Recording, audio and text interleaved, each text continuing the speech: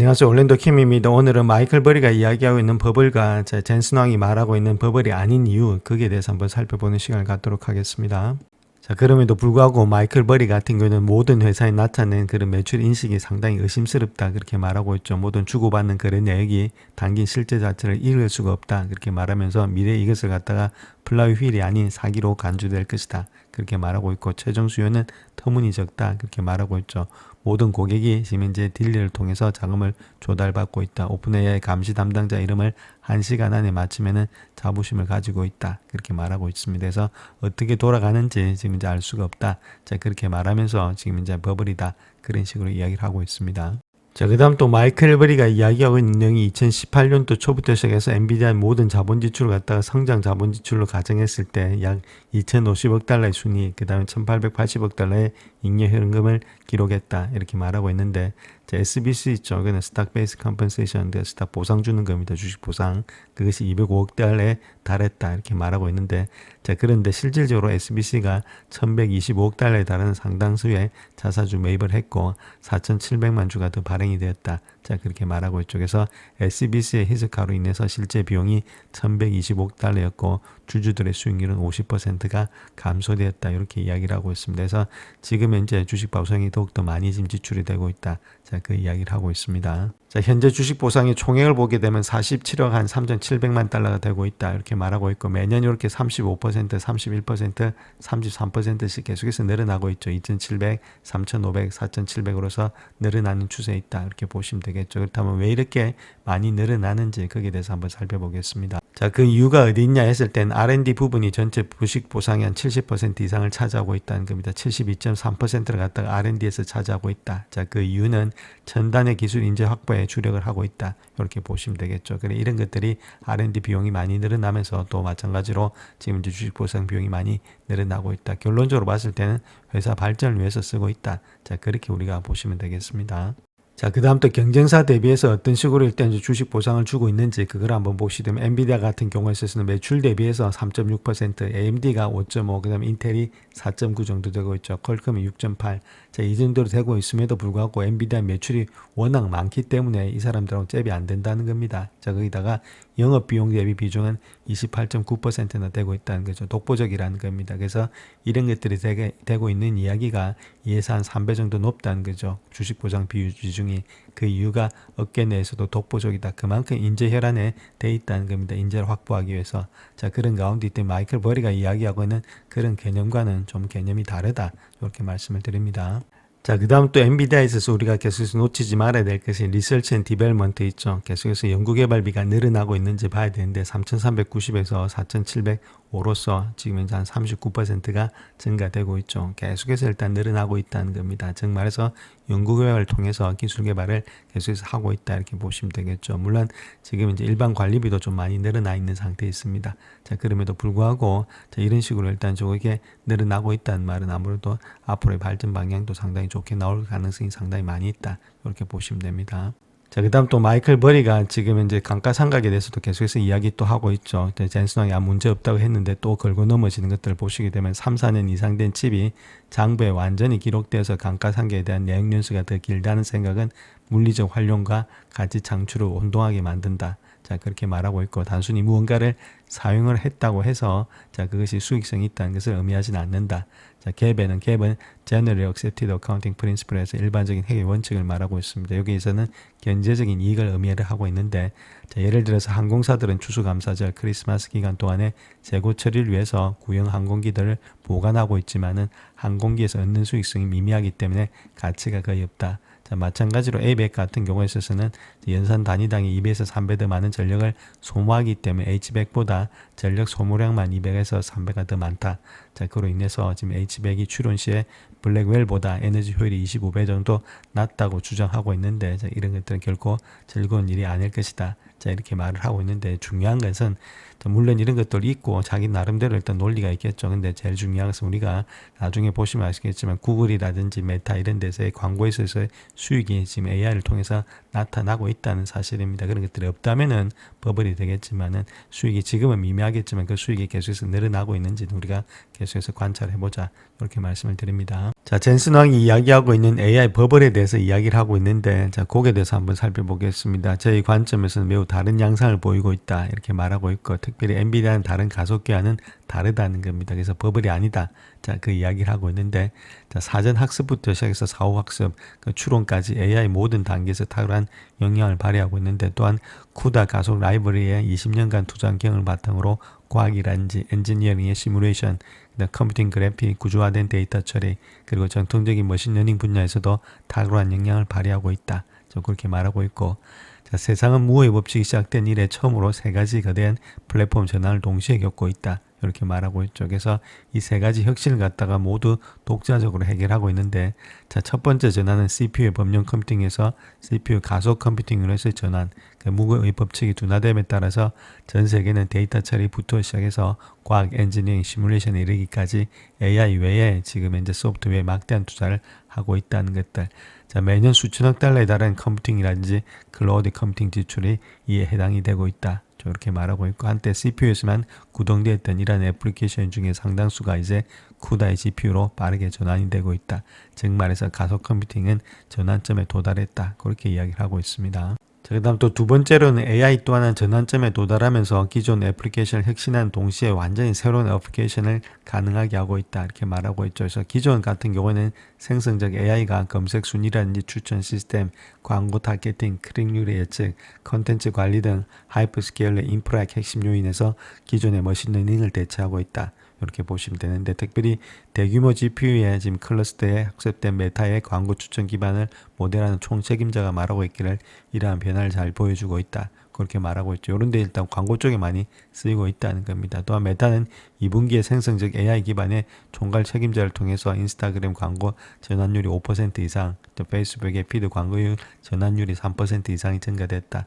그렇게 보고를 했죠. 그래서 생성적 AI로의 전환 자체가 하이퍼스케일에서는 상당한 매출 증대를 의미하고 있다. 그래서 매출이 지금 직결되고 있는 것이 지금 현재 인공지능과 더불어서 되고 있다는 겁니다. 그래서 버블이 아니다. 그 이야기를 하고 있죠. 그래서 새로운 물결이 일어나고 있다. 그래서 추론 계획 그리고 도구 사용에 관한 AI 시스템이 되고 있다. 그렇게 이야기를 하고 있죠. 이런 것들 통해서 봤을 때 이것이 지금 이제 버블은 아니다. 그 이야기를 하고 있습니다.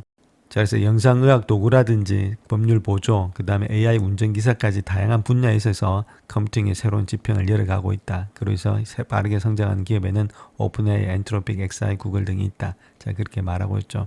생성형 AI로 전환 자체가 기존의 애플리케이션과 비즈니스 모델을 혁신적으로 강화하는 필수품이 되고 있다. 이렇게 말하고 있고, 자, 특별히 다른 것보다는 에이전트 AI, 그 다음 물리 AI로의 전환 자체가 아무래도 혁신적인 변화를 가져올 것이며 새로운 애플리케이션, 기업, 제품, 서비스를 탄생할 거다. 자, 그렇게 말하고 있죠. 자, 가장 중요한 것은 모든 산업, 모든 단계 AI, 클라우드, 다양한 컴퓨팅 요구사항, 그리고 이러한 지금 클라우드에서의 기업, 로봇에 이르기까지 모든 형태의 방식의 AI 적용이 가능하다. 그렇게 말하고 있죠.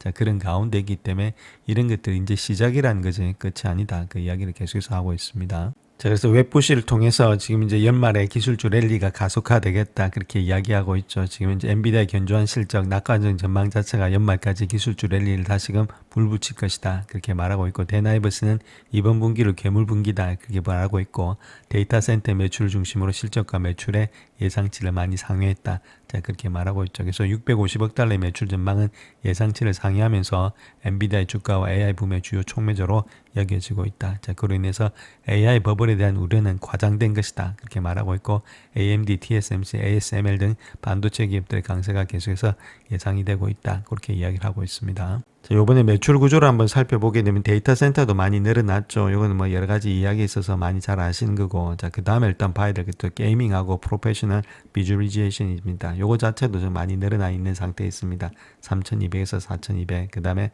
486에서 766. 물론 지금 이제 어느 정도 실적에 대비해서 예측치보다 조금 적게 나온 것도 있는데, 자, 그럼에도 불구하고 꾸준히 늘어나고 있다. 특별히 게이밍 분야도 많이 늘어나는 그런 입장이 있다. 이렇게 보시면 되겠죠. 그래서 전반적으로 매출 자체가 큰 폭의 증가가 되고 있는 것이 이런 분야도 있다. 이렇게 보시면 되겠죠. 그래서 이것도 일단 무시 못하면서 우리가 봐야 될 분야 중에 하나가 되지 않나. 자, 그렇게 보여주고 있죠. 그 이유를 본다면 네트워킹에 있어서 8,000 정도 되고 있죠. 3,000에서 8,000 되고 있는데, 게이밍 역시도 보시게 되면 3,200에서 4,000까지 조금씩은 늘어나고 있다는 겁니다. 이런 것도 한번 체킹해 보자. 이렇게 말씀드릴 수 있겠습니다. 자, 그 다음 또 캐시프로 한번 보겠습니다. 가장 중요한 것이 오퍼레이팅이죠. 영업 활동을 통해서 돈 번 돈인데 47,000에서 66,000이니까 계속해서 늘어나고 있죠. 자, 그 다음 인베스팅 있죠. 이것도 투자도 상당히 많이 하고 있다는 겁니다. 13,000에서 21,000이니까 뭐 더블 되고 있죠.